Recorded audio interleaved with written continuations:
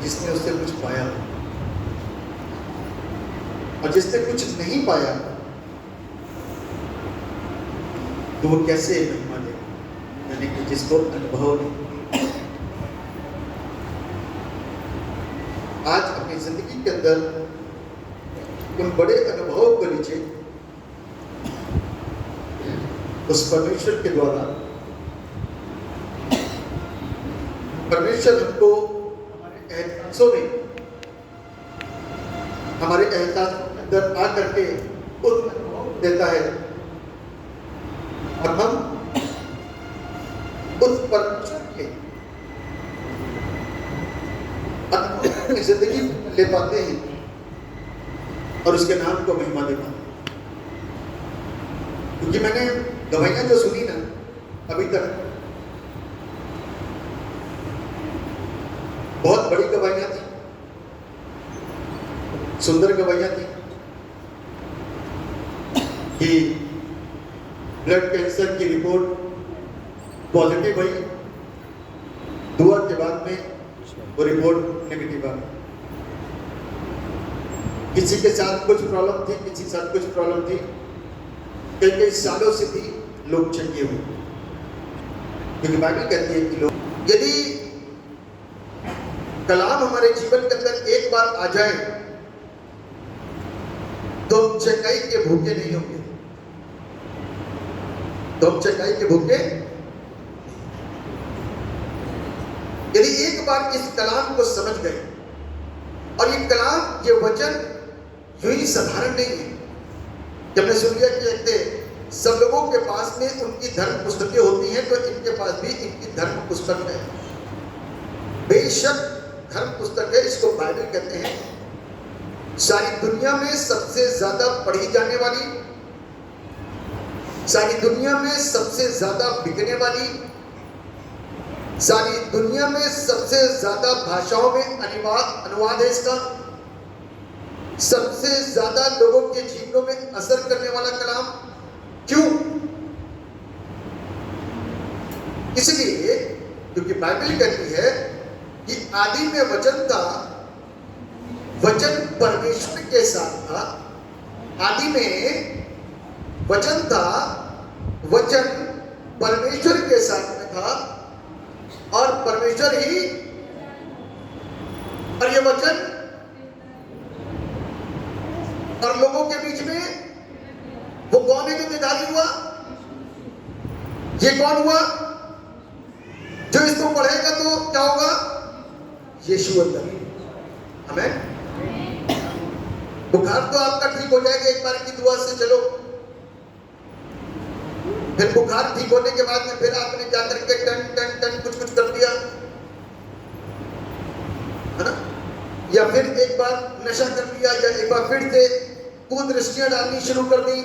यहां तो बीमारी में इतने ज्यादा लिप्त और घिर गए थे कि मरने की नौबत थी, मरने की नौबत थी। लेकिन यीशु ने जीवन दिया, यीशु ने चंगा करा, अब ठीक होना शुरू हो गए, रिकवरी हो गई है, तो वापस से वही काम, वापस से वही विचार, वापस से वही सोच, वापस से वही दंगे। मैं इसलिए कह रहा हूं कि जो चीजें देखी हमने उसी का प्रचार करें। हम लोग जानते हैं कि ऐसे व्यक्ति को जो अब इस दुनिया में नहीं है, एक समय तक कि बड़ा जबरदस्त मुंह का कैंसर हुआ। कहां का? मुंह का कैंसर। क्योंकि पान मसाला, बीड़ी, सिगरेट, नशा वशा बहुत चलता है, जो जनन में है, वो आदत है। यदि वो ना हो तो हमारा गरीब कहलाए जाएंगे, है ना? दिल्ली जैसे शहर में, बॉम्बे जैसे शहर में यदि ये सारी चीजें ना हो, शौकियाना, तो हमारा गरीब होंगे, अनपढ़ होंगे, नासमझ होंगे, मूर्ख। तो अपने शौक को मेंटेन रखने के लिए गाड़ी बंगलों के साथ में इसको भी मेंटेन रखा जाता है। इसको मेंटेन रखने के लिए लोग इतने मेंटेन हो गए कि मेंटेनेंस खत्म हो गई, शरीर गलना शुरू हो गया, बेकार होना शुरू हो गया। और ये शरीर जो इतना खूबसूरत दिखाई देता है, यहां से फूलना शुरू हो गया, कैंसर फूलना शुरू हो गया। डॉक्टरों के पास लेकर के गए, डॉक्टर ने तो मना कर दिया, कुछ नहीं हो सकता, आखिरी स्टेज है, अब क्या कर सकते हैं इसमें। लेकिन डॉक्टर के दरवाजे को खटखटाया ना, इसको डॉक्टर के दरवाजे को खटखटाया गया। कौन है मालूम है वो? यीशु डॉक्टर। कौन है? जिसके पास में सारे मर्ज की दवा है, जिसके पास में सारे मर्ज की क्या है? दवा है, डॉक्टरों का डॉक्टर।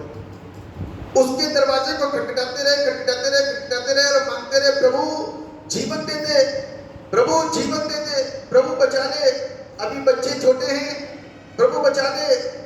क्या होगा?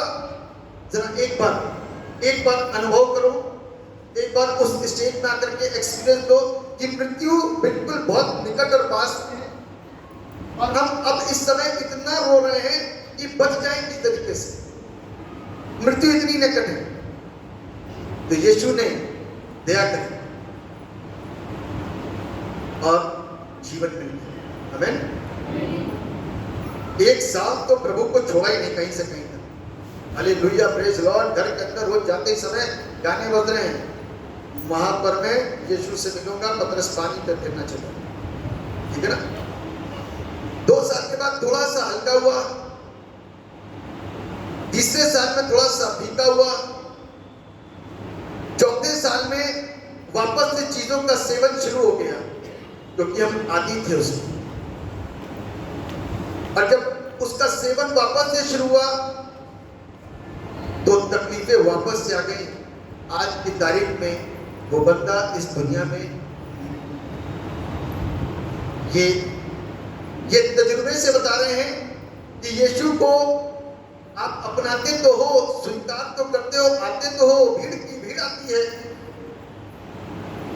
लेकिन आप चंगे होने के बाद में भूल जाते हो, क्योंकि चंगाई है ना, चंगाई के बाद में भूल जाते हो और सोचते हो कि भैया हमारे पास तो एक ऑप्शन है, फिर दिक्कत हुई तो चले जाएंगे चर्च में, 4 साल के बाद जाना पड़े तो, या 3 साल के बाद जाना पड़े, फिर चले जाएंगे चर्च एक बार, बाकी साहब से आप दुआ करवा लेंगे, ठीक हो जाएंगे। यीशु मसीह का तो स्वभाव दया करने का है, दया करने का। अफसोस इस बात का है हमारा और आपका कि हम लोग सिर्फ इस धरती के लिए जीवन की चाह रखते हैं, इस शरीर के लिए जीवन की चाह रखते हैं, लेकिन आत्मा के लिए कभी नहीं सोचते, उस आत्मा के लिए कभी भी चिंतित नहीं होते। ये वाली जो आत्मा अंदर है अभी, जिसकी वजह से मैं इतना बोल रहा हूं, अभी दिख नहीं रही तो इसकी कोई चिंता नहीं है, अभी शरीर दिखाई दे रहा है, लेकिन मरने के बाद में अब शरीर तो कोई काम करे तो अब आत्मा की चिंता बढ़ गई। मरने के बाद में अब शरीर दिखाई नहीं दे रहा, अब आत्मा की चिंता बढ़ गई कि आत्मा कैसे बच जाए। उसके लिए जाप, यज्ञ, तीसरे दिन की दुआ, 40वें की दुआ, 45वें 46वें की दुआ, सारी दुआएं शुरू हो गई। लगातार घर को शुद्ध भी करवा दिया गया, ब्लेस भी करवा दिया गया, सब कुछ हो गया, लेकिन फायदा कुछ नहीं होगा, फायदा कुछ नहीं होगा, क्योंकि हम और आपने धरती पर जो बोया है वही काटेंगे। हमने और आपने जो कुछ भी बोया है ना वही काटेंगे, उससे अलग कुछ भी काट नहीं सकते। ये नियम है,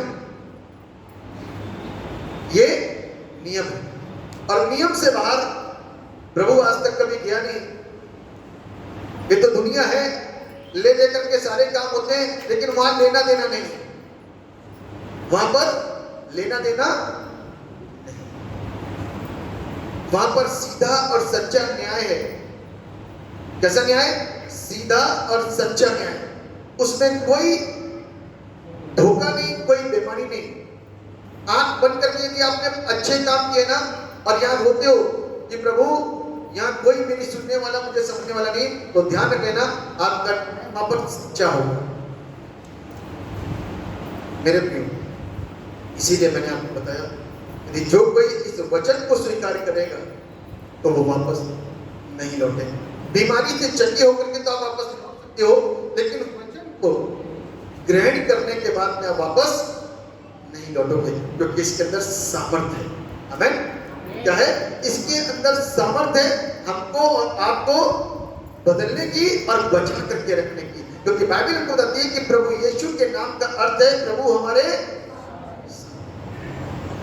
जब प्रभु यीशु मसीह हमारे साथ नहीं, हम इसको पढ़ ही नहीं रहे, तो वो साथ कहां से आए? मैं कितने लोगों से पूछता हूँ, मेरे साथ के बड़े गर्व के साथ कहते हैं, पास्टर जी 4 हफ्ते हो गए आपके, अभी तक ठीक नहीं हुए। पास्टर जी 3 साल हो गए, वापस क्यों आ रही? मैंने कहा प्रार्थना करके दिखाओ, तो मुस्कुरा करके दिखा दिया, है ना। मैंने कहा प्रार्थना करके दिखाओ, तो उन्होंने मुस्कुरा करके दिखा दिया। मैंने कहा मुस्कुराने के लिए नहीं बोला, प्रार्थना करने के लिए बोला। उनको प्रार्थना करना नहीं आता। मेरे से बहुत बातें कर लेंगे कि ऐसे इस समय ऐसा होता है, इस समय ऐसा होता है, उस समय ऐसा होता है, उस समय ऐसा होता है, वो सारी बातें बता देंगे जिसमें मैं आधी समझता हूँ और आधी नहीं भी समझ पाता। मैंने कहा भैया जिसको समझाना है उसको समझाओ, वो तुम्हारे से ज्यादा समझेगा, तुम्हारे समझाने से ज्यादा समझेगा। जैसे मुझे समझा रहे हो वैसे उसको समझाओ। इसी को प्रार्थना कहते हैं। उससे बात करना शुरू करो। उसके लिए हमारे पास समय नहीं है। पिछले हफ्ते आप लोग यहाँ पे बैठे होंगे, पता नहीं है कि नहीं है। पिछले हफ्ते मैंने एक से बात करी, उस लड़की को दुष्ट आत्मा है, बहुत जबरदस्त। प्रार्थना कितनी देर करती है? 5 मिनट। 5 मिनट में कैसी? यीशु यीशु यीशु यीशु, बस। आप इतने समय से प्रार्थना करना नहीं सीख पा रहे हो, तो जीवन कहां से मिले? और कहते हो कभी हम चंगे नहीं हुए। यीशु तो जीवन लेकर के आए, यीशु मसीह तो जीवन लेकर आए। मालूम है, जब यीशु मसीह ने अपनी आत्मा को अपने पिता, अपने बनाने वाले के हाथों में सुपुर्द कराना, तो कहता है मैं अपनी आत्मा तेरे हाथों में सौंपता हूं। और जब अपने प्राणों को छोड़ा उसने, तो बाइबल कहती है मंदिर का पर्दा 2 भाग हो गया। वो मालूम क्यों हुआ? कि आप इधर नहीं आओ, डायरेक्ट जाओ, है ना। वो मंदिर का पर्दा 2 भाग इसलिए हो गया कि आप इनके ऊपर आश्रित ना हो, आप डायरेक्ट उससे बात करो। बीच में कुछ लेन देन ना हो जाए, बीच में कुछ गड़बड़ी ना हो जाए, बीच में कुछ अपनी आवाजें ना आने लग जाए, हमारे सुझाव ना आपके पास आने लग जाए। इसलिए प्रभु कहता है डायरेक्ट बात करो, है ना। पता लगा हम आपका गलत कनेक्शन लगवा दें, हो सकता है ना। इसीलिए प्रभु के साथ में डायरेक्ट कनेक्शन रखें। इसीलिए मंदिर का पर्दा 2 भाग हुआ। प्रभु से बात करना शुरू, तब प्रभु आशीष। शीर्षक है ना, जो टॉपिक है जिसके ऊपर हम बात करेंगे, बड़ा खूबसूरत है। Witnesses to the resurrection of Christ, यानी कि प्रभु यीशु के पुनरुत्थान के गवाह। अब यीशु मसीह मुर्दों में से जी उठा, गवाही कैसे होगी? जब तक यीशु अपने आप को प्रकट न करे तब तक गवाही हो ही नहीं सकती। यीशु मसीह ने अपने आप को प्रकट करा, किनके ऊपर? चेलों के ऊपर, है ना। चेलों के ऊपर पूरी रात बाइबल बताती है कि चेलों ने क्या करा है जी? डिनर की कोशिश करी, डिनर नहीं मिला, तब यीशु मसीह ने ब्रेकफास्ट का इंतजाम करवा दिया, है ना। डिनर मिला था? नहीं मिला, तब यीशु मसीह ने सवेरे सवेरे ब्रेकफास्ट दिलवा दिया। 153 मछली कितनी आई थी? 153। अपनी तरफ से ये सारे थे मछुआरे थे, एक्सपर्ट। पतरस तो नंबर 1 का एक्सपर्ट था, मछली मारने में बहुत एक्सपर्ट। लेकिन इनका जो एक्सपर्टपन था ना, वो सब धूल निकाल लीजिए, मैं सब निकालिए। यूहन्ना 21 और उसका 3 पद से पढ़िए, सामने से पढ़िएगा ताकि मैं सुन सकूं सही से, तेज आवाज में पढ़िए। मैं पढ़ूं? शमौन पतरस ने उनसे कहा, मैं मछली पकड़ने जा रहा हूं। एक्सपर्ट बोल रहा है। शमौन पतरस कौन है? एक्सपर्ट है। शमौन पतरस ने उनसे कहा, मैं मछली पकड़ने जा रहा हूं। उन्होंने उससे कहा, हम भी तेरे साथ चलते हैं। क्या होता है? हम भी तेरे साथ चलते हैं। अतः वे निकलकर नाव पर चढ़े, परंतु उस रात कुछ ना पड़ा। भोर होते ही यीशु किनारे पर आ खड़ा हुआ, तो अभी चेलों ने नहीं पहचाना कि यह यीशु है। तब यीशु ने उनसे कहा, हे बालकों, क्या तुम्हारे पास कुछ मछलियां हैं? उन्होंने उत्तर दिया, नहीं। उसने उनसे कहा, नाव की दाहिनी ओर जाल डालो तो पाओगे। नाव के दाहिनी ओर जाल डालो तो पाओगे। अतः उन्होंने जाल डाला। अब मछलियों की बहुतायत के कारण उसे खींच न सके। एक रात के मतलब पूरी रात तो उन्होंने कोशिश करी, कुछ नहीं मिला। लेकिन यीशु के आने के बाद में सारी मछलियों का झुंड इकट्ठा हो गया लगा। मालूम क्यों? कोई बताएगा क्यों? कोई बताएगा क्यों? बताइए ना, क्यों मछलियों का झुंड इकट्ठा क्यों हो गया? मैं बता, जो उनके बगल में खड़ा है ना, वो मछलियों का बनाने वाला है। वो मछलियों का बनाने वाला है। तो जिसको वो आज्ञा देता है ना, वही मौजूद हो जाता है। जिसको आज्ञा दे देगा, हम और आप उसकी जो ताकत है ना, उसकी जो वैल्यू है, उसकी जो शक्ति है, आज तक उसको समझे नहीं। हम और आप अपने एफर्ट लगाते हैं इन लोगों की तरह, एक्सपर्ट है ना, इसलिए एफर्ट लगाते हैं। इसलिए जिस चीज में हम ज्यादा एक्सपर्ट होते हैं उसके प्रार्थना नहीं करते। प्रार्थना उस चीज में करते हैं जिसमें हम एक्सपर्ट नहीं होते, जिसके विषय में हमें नॉलेज नहीं होती, उसके लिए प्रार्थना करते हैं। जिसमें एक्सपर्ट होते हैं उसके लिए प्रार्थना कोई नहीं करता। और बाइबल हमको बता रही है कि ये जितने एक्सपर्ट थे, ये सब कैसे हो गए? फेल हो गए, असफल हो गए। और असफलता इनके हाथ लगी। लेकिन जब यीशु आ गया, तो यीशु के आते ही क्या हो गया? जिंदगी मिल गई। यीशु के आते क्या हो गया? जिंदगी मिल गई। और ये क्या हो गए? आशीषित हो गए। हिम्मत तक नहीं हुई कि कौन है। तो किसी ने कहा, जब यीशु मसीह ने सवेरे ब्रेकफास्ट के समय कहा ना कि रोटी और मछली उसने जब सर्व करवाई, तब लोगों ने कहा, हमारा प्रभु है। आज की तारीख में मेरे प्रियो, हम लोग बहुत सारी चीजों को और बहुत सारी बातों को समझ नहीं पाते, बहुत सारी चीजों को समझ नहीं पाते और असफल हो जाते हैं। विफलता हमारे हाथों में लगती है। आज भी संसार के अंदर, आज भी हमारे हाथों में विफलता लगती है और हम निराशाओं में होते हैं, असफलताओं में होते हैं, दुख में होते हैं। और तब हम यीशु के पास आते हैं, तब हमारे जीवन के अंदर आशा की किरण जगती है, जिंदगी सरवाइव होनी शुरू होती है। तो प्रभु यीशु मसीह ने 2 बार मील को होस्ट किया, 2 बार। एक बार तब जब प्रभु यीशु मसीह मृत्यु से पहले अंतिम भोज अपने शिष्यों के साथ में कर रहे थे और रोटी तोड़ी और अपने शिष्यों को दी।